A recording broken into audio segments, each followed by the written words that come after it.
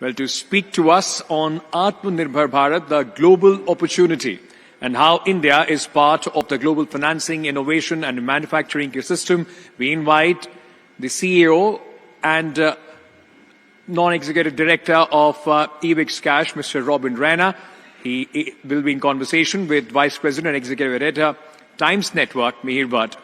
Over to you, Mihir.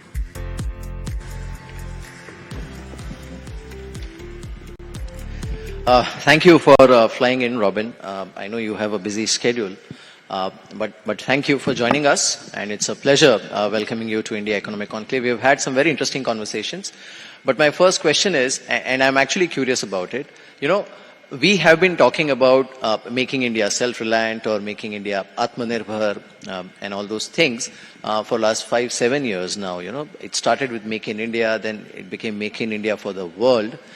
You have been talking about a self-reliant India for past almost 20 years. So can you just explain what was playing in your mind when you first thought about this whole concept? Thank you, Mayor. Thanks for getting me here. Look, from my perspective, I've always believed that India needs to be in the field of intellectual property creation. If you look at the last few decades, for example, and especially if you look at one of the reasons India has done well is the IT boom that happened in India. But if you look at that IT boom, one of the things that you will notice is there's very little intellectual property right creation that has happened out of India. Indian software companies have been doing a mercenary job. A company will pick up a stock exchange in Amsterdam, another one will do something, and they do a fantastic job at it. Nothing wrong with it, but at the same time, we're building intellectual property for others. In India, we have never seen somebody come in and compete with a Microsoft or create the next relational database and say, I'm going to go against an Oracle and compete with them. Having said that, that's where India needs to be. Until we create intellectual property, the dream of a self-reliant India is never going to be fulfilled. So that is why I've been talking about it. But I'm very glad that there's a renewed focus on this whole concept of, we started with, Mr. Modi started with this concept of Make in India, and now he's evolved it and integrated that concept into this Make in India for the world. Now that's phenomenal, right? And that's where the real value lies in terms of creating intellectual property and making sure that we are self-reliant. Right. The other part of it is, we have seen a lot of vibrancy in the startup ecosystem. The unicorns, and India is obviously the third largest unicorn ecosystem in the world. I think what matters is also the profitability. And the reason I'm asking you this question is because you have always maintained that track record of being profitable from day one. Now that you are about to get into an IPO, this is something that counts. If you look at the unicorns in India, while they are obviously chasing volume and the valuation, probably the profitability is not necessarily on their radar right now. But if you want to look at the global opportunity, then the first thing you need is scale, second is the profitability, and third is the sustainability. So what is your take on that? Look, I'm one of those who believes that unicorns first need to become self-reliant themselves. They need to be Atmanirbhar. Once they become Atmanirbhar themselves, then we can evolve into a self-reliant India. So I think the unicorns first have to decide what are they doing. Ultimately, the whole idea is your selling price has to be a lot more than the cost price. If you're going to sell at a lower price than your cost price, then I'm not sure how are you contributing to the concept of a self-reliant India. To me, that is almost equivalent to Indian government deciding, okay, I'm going to just start minting money. I just mint more money at Reserve Bank of India. And if I do that, what is the net result? What is stopping government from doing that? Inflation, right? But I believe if we're going to keep generating loss-making companies and we keep saying, well, we'll grow, but more growth means more deficit. And ultimately that will lead to more inflation. So I kind of feel that we need to go back to the basics. We need to ensure that when we talk about this concept of self-reliant India, let's go back to the basics. We as Indians were known to be very good at mathematics, right? And the basic mathematics teaches you selling price needs to be more than the cost price. Let's go back to those basics. Why did our Gujarati friends who traveled all the way to the US, how come they dominate the hotel industry today in the US? 35% of hotels are owned by our Gujarati Indians, and I'm very proud of that. And how? Because they were focused on economics. They went out and ran businesses when they didn't have enough money. They said, great, I'm going to work. I'll work myself. I'll own this inn, but I will do the housekeeping myself. Simply not because there was no shame in work, right? They recognized it. They respected that. And they felt, I need to live life according to the money I have. Today, that ecosystem has changed to some extent in India. Today, we are being talked about that this is the third largest unicorn economy. And to me, that could be the third largest bubble economy then, right? We have to worry about that, because if you don't have sustainable businesses, this can all crash. So to me, the dream of self-reliant India has to start with the basics of ensuring, let's go back to the basics of making sure we're running businesses that are sustainable and self-reliant, and then that will all definitely contribute to the dream of a self-reliant India. You have run businesses in India, abroad, in US. In fact, you do have a global footprint. How did you manage that, keeping all your businesses profitable from day one? Look, for me, it was never a choice. I always felt that you make choices and make your own choices in life. If you have 100 rupees to spend, then you accordingly spend only 100 rupees. What's the point of overthinking? President Bush had a word for this. He used to call it strategery.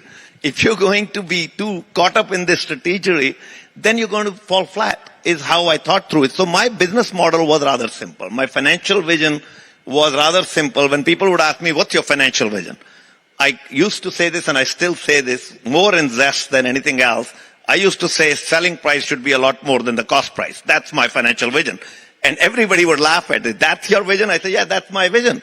The point of it, part of what I'm trying to drive home is, it is important if you believe in that vision, then you create systems, you create audit trail, you create compliance, you create checks and balances in the system to ensure that my organization can only grow to that level. Now you have to make logical decisions. You have to say, well, I'm not going to take growth for the sake of growth.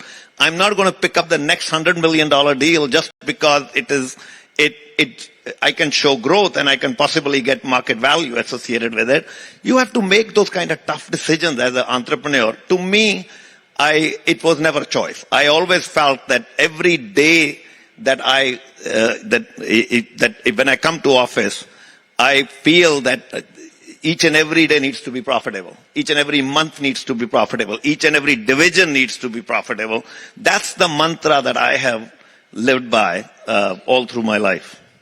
So are you saying that while we proudly claim that we are the third largest unicorn ecosystem, we need to be a little conscious about the kind of unicorns or the kind of startups which are growing to that scale and level, and probably look at their business models before we sort of assign certain valuations to those unicorns? Is that what you're saying? Absolutely. Look, we have to learn from the experiences of the Western world. If you look back at the 99 bubble, that NASDAQ bubble as we call it, what happened in that NASDAQ bubble? There were a lot of these dot-coms, right? Suddenly had a multi-billion-dollar valuation. If you go back into that 99 era and now see how many of them are standing, many of them are not even there now. They're gone. They're bankrupt. Now, I'm not saying that's what is going to happen to India by any means. I'm hoping that our young entrepreneurs go back to their basics. We're not setting up a good example for the young kids who are coming out.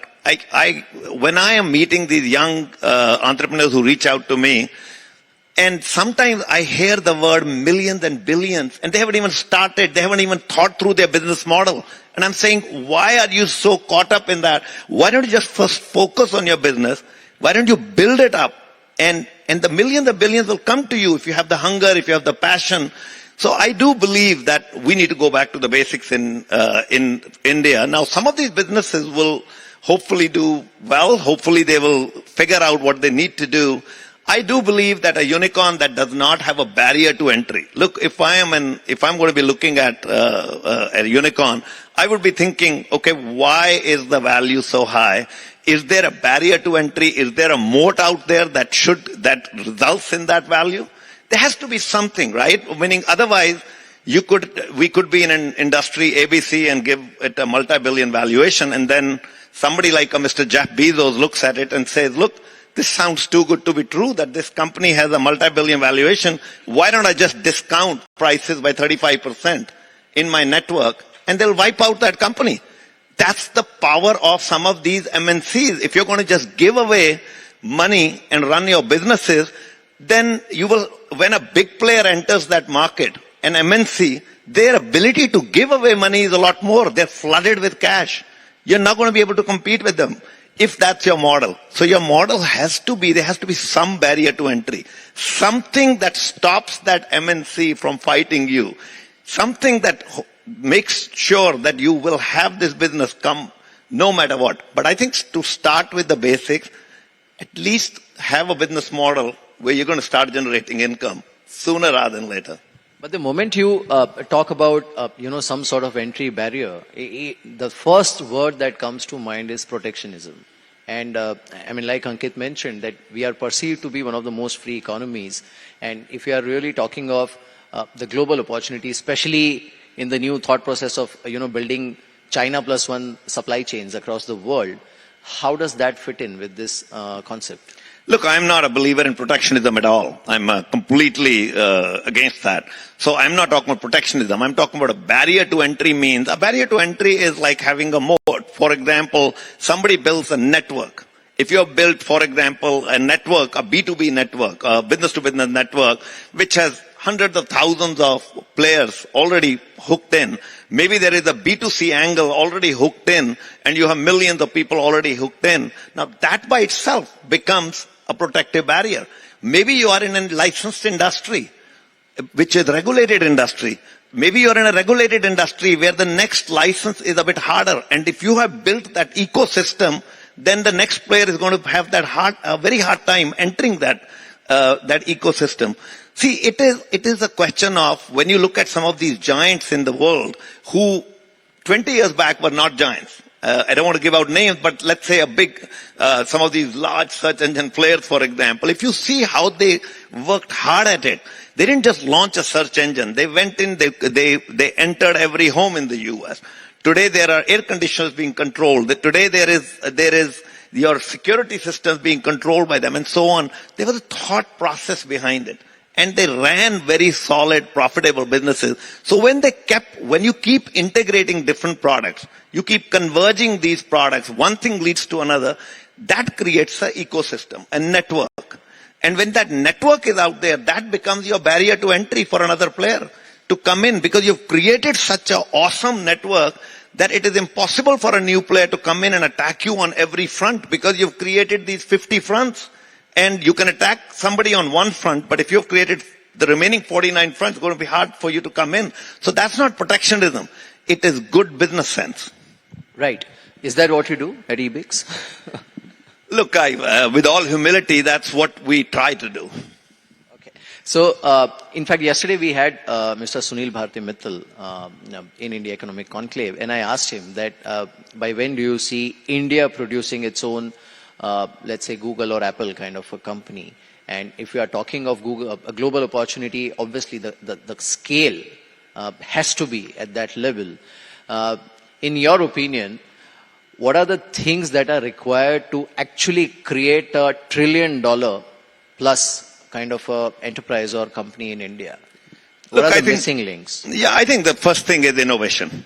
We'll have to go back to being an innovative society. We need to create intellectual property, right? And this is where the government of India can also play a role. In my view, the government of India needs to, now that we have this whole dream of a self-reliant India and make in India for the world, what we need to do is to ensure that we promote research and development. We promote innovation. Now, how does that happen? We can keep saying it and it may or may not happen. Maybe there are ways to do it. Part of it is if you go to, economies even in the US or you go to Canada or wherever, you're going to see governments there giving you R&D tax credits. They will fund your R&D. They will say, okay, if you can prove to me you created intellectual property, I will pay you 40% of that money back. That's what Canadian government does. So we will have to look back at India and say, if there is real intellectual property creation, we can put an additional test to it. We can say, did this IP creation result in incremental growth in your company in terms of export? Did you use that IP and did you put it out there in the rest of the world? And if you did and you showed growth, then in my view, what the government can do, and again, I'm just making a general suggestion, the government can say, look, for this incremental growth, we'll give you a tax subsidy. We won't charge you a tax for X number of years. Now you're encouraging people, right? Now there are people who will start thinking through this. This is just one of the steps. It doesn't have to be the only step. But we will have to go back to innovation and IP creation. Look, if you look at these multi-trillion-dollar companies that we talk about, they came up with innovative ideas. A Tesla, we talked about Mr. Musk a few minutes back. If you look at it, ultimately it's a great idea. He came up with an idea and he pursued it. It's an innovation idea. If you look at Mr. Steve Jobs' entire life was about perfection and design and IP creation, right? If you look at some of these ideas, the Googles of the world, they created an idea, a simplified idea, but that took on the entire world. So these are innovations. We can't just, it's not about marketing might. There was the innovation that was at the basics of these companies. And we will today in India, unfortunately, and I say this a lot sometimes, and with all humility, I kind of feel that when I see some of these unicorns coming in and get all these mega dollar valuations, and then I see, for example, without giving names, for example, again, we have a fantastic vehicle company out of India who's become a multinational.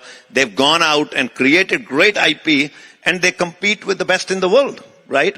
To me, that's a good example of IP creation, right? I probably should give out the name. Somebody like Mr. Mahindra, what he's done with Mahindra, I think that's a worldwide effort. He's taken it worldwide. I salute him for that, right? He's competing with the best. Now, if you get outside that, it's not that a lot of IP is being created in India. That we are becoming more of a marketing machine now. We're coming up with brilliant ideas, exchanges, all kinds of, but we're not really creating amazing, innovative IP. It is not like the next Intel chip that we are creating. I'm a bad example, but all I'm trying to say is you gotta have innovation. And India needs to focus back on innovative ideas in manufacturing, in research, in AI. Is it possible? Absolutely. If you look at all the innovation that is happening across the world, you're going to be amazed. You go to the Silicon Valley, you go to the US, wherever. Indians are the ones who are powering it, right? But we have a brain drain. We need to go back to it. We need a brain gain in India now. We need these brains coming back to India. We somehow need to encourage that. We need to bring these brains to start investing in India and to help us build the next Google. I think that's a very important point. And also let's not forget that, while we have been very positively talking about this whole China plus one syndrome or the China plus one thinking that's currently underway in the world, it's not going to happen on its own. Or we can't just take it for granted that because people want to diversify their supply chains and set up manufacturing units in different parts of the world, it's going to be India. I mean, we are competing with a bunch of other countries. So from that point of view, which are the 2-3 critical things that we need to do? Because innovation is something that we anyways need to do. But to capitalize on this opportunity, the global opportunity of China plus one, what are the priorities that we need to look at? Look, if we want to compete with China, for example, or beat China at its manufacturing game, we'll need to be one up on them. And to be one up on them, we'll need to go to the basics. Look, it's not going to happen that suddenly players, even though they're pretty mad at some of them might not be interested in China anymore. After COVID, there's a sea change in thinking in the West. Look, and that's an opportunity for India. But then we need to figure out ways to attract these guys. First of all, let me go to the basics. China gives tax subsidies to start with. China offers people the ability to come in, and at times there are provinces where there's a no tax rate. just to encourage people to come in and set up base there. India needs to go back to those basics. Not a question of thinking through it. This is new money you're getting. There's no reason not to bring in that money into India. We will need to figure out how do our union rules will have to change. This is the first thing. People are not, companies are not just going to come in and then be dealing with unions here. We'll need to figure out, we need to draw a balance. I'm not saying we take away labor laws out or we, trample people, but at the same time, we need to make sure that we provide at least a level playing ground to what countries like China have done, or even Singapore have done, right? Go back to the basics and draw a common denominator out of these countries and invest in those labor laws, invest in, offering those kind of tax subsidies, offering land. It goes back to simple basics. Somebody wants to set up a manufacturing base. They don't want to be spending years trying to figure out where am I going to get approval, how am I going to set up, get land. Government of India needs to say, states need to say, look, if you're going to be in my state, this is the land available for you, and I'll offer it to you at a subsidized rate. But there are ways to recover that money, right? You don't have to give them a tax subsidy forever. You can give them a tax subsidy for 5 years. Let them get in. Once you know the basic rules of the game, once they are sunk into India with 5 years, they're going to be here forever. And you can charge them taxes as much as you want later. So I do believe that we need to go back to those basics, and we will, we have great talent here in India. So that's very attractive for anybody, because they know we're also an English-speaking country, so people like that. And so I kind of feel we have the basics available in India. We will just need to work on those, and if we really want to compete with China. Right. Let me turn to Ebix now. Obviously, the IPO is in the making, and I know you have your own limitations in terms of talking about it in detail, but a 6,000 crore IPO is not a small thing, and it's going to be a major milestone in your India business. Once that is out of the way, what are your plans? What is the kind of expansion that you are looking at? If you can elaborate on that. Look, I'm in the midst of an IPO process, so I can only talk minimally about it. So this is Ebix Cash, which is a brand in India, and that's the IPO we are into. It's 100% primary that we're doing for approximately 6,000 crores is what our DRHP says. We don't have a secondary. There's nobody trying to get out. We have been profitable from day one. Very proud of that. And having said that, we've created a strong business. We believe with we want to grow further.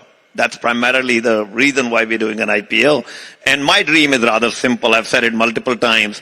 I want Ebix Cash to be that one MNC out of India who spread its wings across the world.